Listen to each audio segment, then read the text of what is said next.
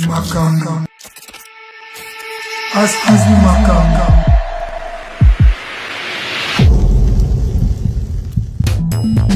Pour faire passer vos spots publicitaires, bandes annonces, faire connaître vos produits et services de qualité dans vos entreprises. Une seule adresse. Contactez la direction commerciale de Astivi, la chaîne incontournable.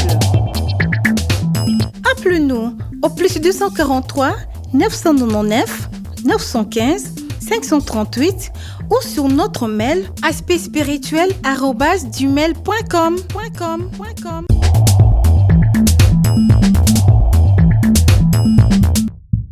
Bote balalia Astivi Makambu, émission la bino où il salaka bozwa ba information pure, ba vraie information à tout buka l'hôpital. Et alors, les autres zibongo information où bande ko balobiki, il paraît-il que glissement elingi esalema. Et alors, biso na bino to ko découvrir yango.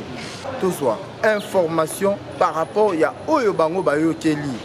Biso to ana eloko olobati biso to ana commentaire ya osala te alors to kitana kuna to eba nini ezoleka kuna let's go mbote mama mbote papa kombo nani kombo la Mira mama Mira ok mama Mira to ye place ozoteka toza po ça tozwa point de vue na vie mambo ezoleka na est na biso donc yo moko yebi toza agressé par ba Rwandais et alors raison wanande ezo sala que non ba poussa élection na mboka na biso côté à parti au pouvoir balobi que il faut to poussa élection pour na est de kuna guerre ezali côté ya boposa balobi obligatoirement il faut que élection et salama ce que élection ça imité mais c'est tisege il faut alongwa pona yo okoti koloba nini pona nga papa biso kolongwa pona nini papa Fati beton umela na ngwende alongwa pona nini est-ce qu'il y a tibi tumela est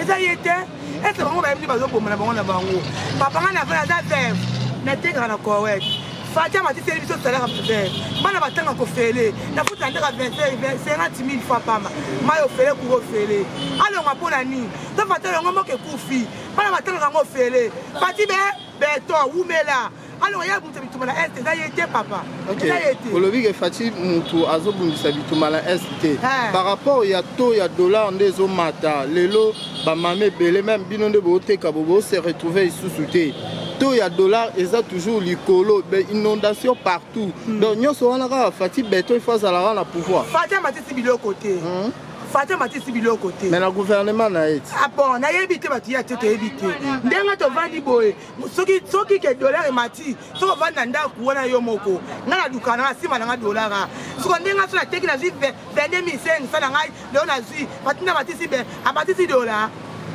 Fati beto umela matisi dollar te merci beaucoup fana ndaku luka ozo ka di dollar ngozwa merci beaucoup ndapo na Fati umela Fati beton na to ka 250,000 francs veuve na to ka 250,000 bana ba tango fele ata bino moko to pese merci bandele zo bonga bomo atati kimela mboka Fati beto umela mbote mama kombo nani ok maman ni balandi ya Astivi Makambu ba kiti lelo place ozoteka toza na posa tozwa point de vue na yo par rapport ya ba élection oyo toyoki ke il paraît que balingi ba poussa yango po na raison ya guerre ya est yo po na yo okoloba nini est-ce que za malamu to mabe ba poussa élection ya tukazokufa na weste biso moko bakongole de tozobiboma biso moko kuna na weste banguna wana balingi biso te bandakala balukaka kaka mpwana te biso tobiba bien te balingi babotola mabele na biso mabele oyo eza ya bakoko na biso ya bandaka bango bakonoka ngambo na bango bakotela biso ngambo na biso mpona konyokola lokola bazonyokola bana na biso lokola ngai boyo mwana na ngai akendaki kosala soda na age ya 17 ans mwana wana akufa na bitumba kuna asungula mwasi na bana kuna namonaka mwasi te namonaka bana te abalela kuna sikoyo ngai natikali awa papa na bango azalaki mpe soda akufa na ntango ya bakenda kitona natikali awa veve ngai moko nazobunda na ndenge ya kolia na ngai nazobunda na ndenge ya komela na ngai nazoluka kaka mokili evanda kimia wana baoyo bazokola sika bazwa mpe kimia ya kosala misala tolingi kimia nga nalingi kimia ekote na Congo. Donc maman tellement olingi kimia c'est que élection ekosalama nango mpo namoni neti président de la république natan na ye nde lisusu mobulu eye lisusu makasi na est na biso omoni te eye mpe soki alongwe comme ça mutu mosusu aye akomettre fin mpe na mambo ya est biso tolingi mutu mosusu te tolingi mutu mosusu te kaka ye yende akumisi biso basi ya basoda tobimi mpe na miso ya bato basi ya basoda bayebanaki te banda mokolo mosusu oyo azalaki ata mokolo moko abengisi bamama ke boya tobondela te ye azosangisa biso tokomi eloko moko. Mbote papa. Kombo nani? Kombo nanga papa Mbole Jérôme. Ok papa Mbole. Presse ya ASTV makambo totamboli po tozwa ba point de vue ya bacongolais suite ya circulation moko oyo toyoki ke non il fallait glissement et salama. Donc ça veut dire bazolinga bapusa élection vu situation ya est ya République démocratique du Congo. Parce que yo tant que congolais okopesa biso point de vue na yo mpo na ndenge bazolinga bapusa élection eza mabe to eza malamu. Mpo na ngai naza nulle part bon nyonso bato baza komona ke basala eza mposa bato baza komona me ngai lokola chrétien namonaka vraiment vérité nde eza na makambo na kati ya bible po bible eza komonisa biso jésus alobaki tobondela kaka royaume ya nzambe nde esala nini eya soki yango eye ekopesa bolamu epai ya motu nyonso yango so nabi ke moto oyo nde akosala malamu soki aye asali malamu te seke choix na ngai ezalaki mabe moni yango wana choix na ngai ezali ya kotalela mingimingi makambo oyo jésus alobaki soki royaume ya nzambe eye motu nyonso kobeneficie na yango wana ndenge ngai nazelaka. Donc pour yo tellement ozozela royaume ya nzambe tout comme élection ekosalama nango ate esali te naza kuna te mpo nayebi ke nakobeneficie kaka na nzela ya royaume ya nzambe. Merci beaucoup papa. Napesi bino merci. Mbote papa. Mbote. Kombo nani? Kombo nanga papa Omer. Ok papa Omer toye tozwa point de vue na yo par rapport ya spéculation oyo tozoyoka ya glissement. Paraît que non, il fallait pas pousser à l'élection. Suite il y a guerre où ils sont na est, mais bande comme tout balingi koyo kata lisolo ana na matoi na bango te. Balingi kaka élection isalama bongo na ndenge esengeli donc na délai constitutionnel. Ko yo tant que congolais oko lobani pour na bande ko wana. Bon, on appelle ça la point de vue. Ok. Donc, quant à moi, je préférais électer Salama. Parce que pour vous, les gens il faut électer Salama dans le délai constitutionnel. Parce que pour les étapes, pour ça, ma campus, pour ça, ça, et ça, il y a pas de retard. Nous avons dit donc électer Salama dans le délai constitutionnel pour donc il y a un vote pour ça. Pour tout ça, pour ce temps. Yo, on va pour cette élection et Salama. Parce que bandeko, oh, bah, surtout na est. Yo, ils ont levé le côté parce que ma famille de bazar na déplacement, va s'enrôler suite il y a guerre. Quand on y a une élection et Salima, alors que bandeko na bazar na déplacement, montre que yo za moi mawaté. Donc non, que ça mawaté pour moi c'est sûr que avant élection Salama, bandeko na pas gagner parce que comme on dit basoda oyo bauta pe te baye pour que bachape on a dit le contagion ya bangolais baye bakoulé baye mais ça sûr que guerre va nous laisser la paix de temps pe bakozwa temps pour s'engoler bako rapidement c'est des demandes qui ba parti mususu à peu près 600 600 000 personnes qui vont regagner. Alors pourquoi pas bazon maté? C'est sûr que les contingents baillés, Angolais baillés, Burundais baillés, ça les fois pour que la population bazon la place d'abord va faire. C'est sûr avant l'élection déjà va déjà sur place. Nayoki au lobby pour la bandeko ya force régionale. Bandeko ngo pe bazo collaborer moi moké na ba M23 toujours mona bango à chaque fois bango de ba osala la descente ba osala ba M23 et alors que ba pays wana neti ba Burundi ça parmi ba pays oyo pe to soutenaka kana ba takaka biso et bozui ba soda na bango botie bango na est bozui bangolais botie bango wana bo ça sûr que pe et kozonga vraiment bon ezaka question ya confiance pour mutaza mutu ako changer bamoni peke trop surtout bamoni ke bakongole bakofa pe bele epeseli bango mpe mao bachange na bango ke balingi mpe kongola za mpe aza si puisque mutu ako changer. Merci beaucoup papa. Merci. Mbote maman. Mbote papa. Kombola. Gloire.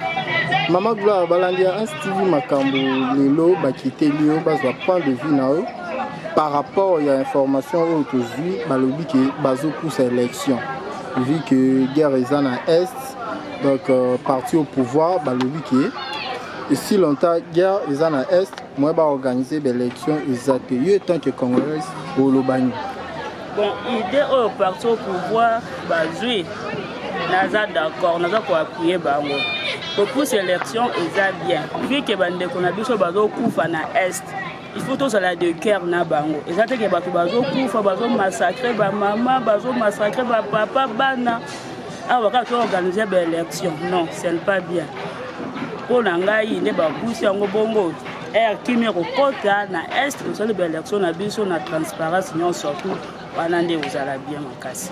Maman Gloire ko poussa ba élection monte ke ndeko Chilomba zo banga parce que jusque là moto yo asala ye pour avoir pouvoir wana akangai achaye na prison lelo soki otali pembeni ya Monsieur Tshisekedi au monde que non force vraiment les a insulté donc il y a une autre raison où ils ont poussé à l'élection pour profiter na mandat tout. Premièrement Monsieur Chilombo azobanga mototé pour le moment je suis pas de l'IDPS mais nazo répondre étant que moi na mboka pour le moment opposition na pouvoir zaka bato ya IDPS toza na opposant moko te ko sala faire face na Monsieur Chilombo monsieur le président de la République Fatou Beton c'est pour cela qu'on a kimia ezala na mboka nda eloko ozo pousse la élection za kimia e bande ko la biso est mais mutu aza na poids ya Tshisekedi na élection 2023 azate yé c'est que yé azo respecter constitution té parce que constitution lobby que après 5 ans, le 20 décembre, il faut tout côté na mapona sous poto élire président Moussous. Alors yozo le qui va pousser l'élection. Au moment là que c'est que démocratie na mboko ezate. Non, démocratie na mboko ezali. Faut oyebe loko nini to pousser à pousser l'élection. Soki kimia zalaka élection linga ke salam. Comme kimia ezate bande ko la biso bazo kufa le jour au jour. Il faut tout le monde kimia ekota na esika moko na est ya république après tout ça les élections on les a azo banga bouté pas azo violer leur mort. OK, merci beaucoup. OK, derrière monsieur. Mbote papa. Mbote. Kombola. Alphonse. Alphonse. Papa Alphonse balandia as TV Makambo bakiti lelo et pas na yo to zo point de vue na yo par rapport ya Makambo to zo yo ka ke bazana pour ça va pour élection. Pour na yo tant que Congomani au côté kolobani. Est-ce que va pour ça to basa sa élection selon délai constitutionnel? Bon, merci pour motuna na yo. Pour le vivre bien. Bango moko ba remarquer que bakomi koloba que ba pour sa élection c'est-à-dire bazana retard ya makasi na calendrier électoral. OK. Ya on se mona que soto bi keto kende na calendrier oyo c'est-à-dire élection c'est pratiquement impossible pour ça. Alors et ko senga ke pona koluka pe koluka kimia na mboka ba Congolais il faut ba vendre ba soldat bien communauté internationale à témoin na masolo ko bango ba sala pour une transition il y a bien pour organiser une vraie élection dans mboka pour yangouni mtepesa kimia mais pour l'élection oyo est déjà foutu alors lobby mambo ya transition na kuti kozonga un peu na moi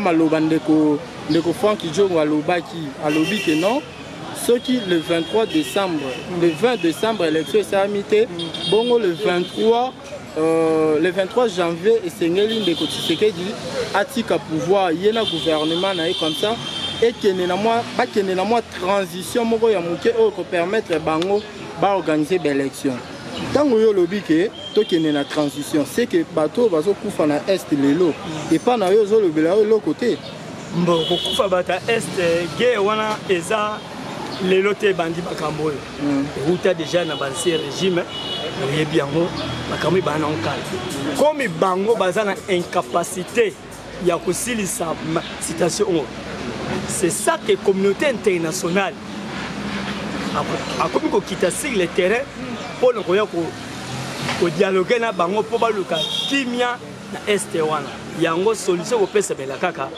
na masolo yango ka mutu kosilisa situation nyonso pour kimia kota soki ba congolais ba vanité c'est-à-dire kimia kota te pour ba dinosaure o baza na ba trouble wana ba musu tsa ba ona Kinshasa wa ndio toyoka kaka yebi na i pari na moko batangiye azasu ko dinosaure soki ya niveau est kuna tout comme yé par dévoiler ba secret belé yango de senga qu'il faut pas congolais faut pas vendre pour solution soit solution soit qui va bien écouter bon même ata les Macron a outia le bien clair comme est ça affaire ya bino ba congolais alors faut to voir na poto solution. Merci beaucoup papa. Merci. Bote papa. Kombo na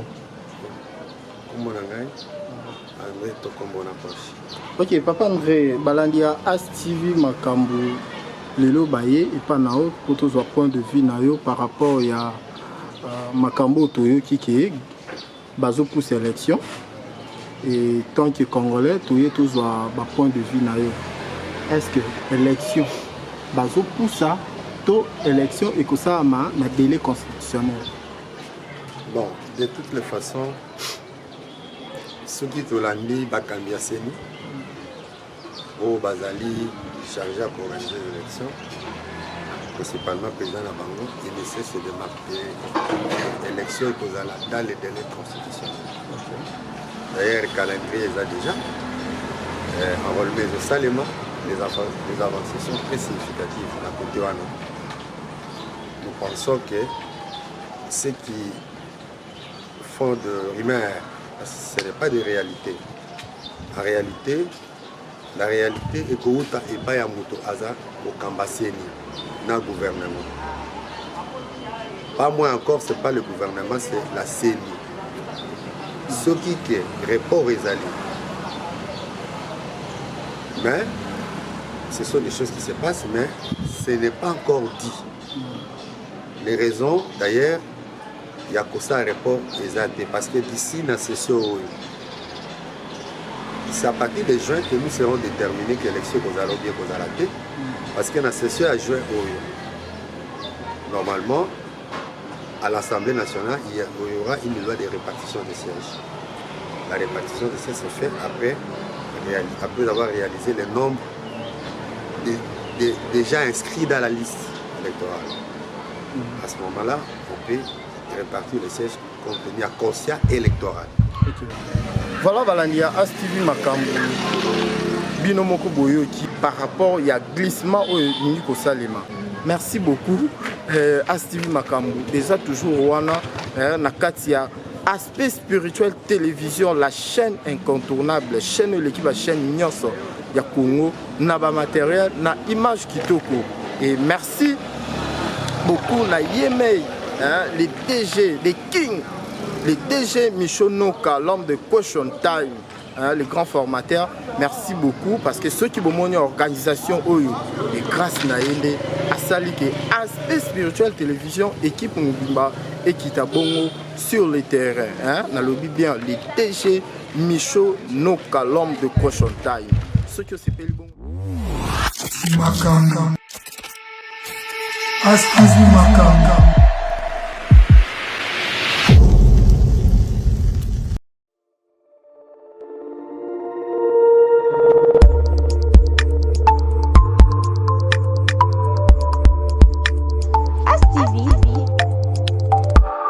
La chaîne incontournable.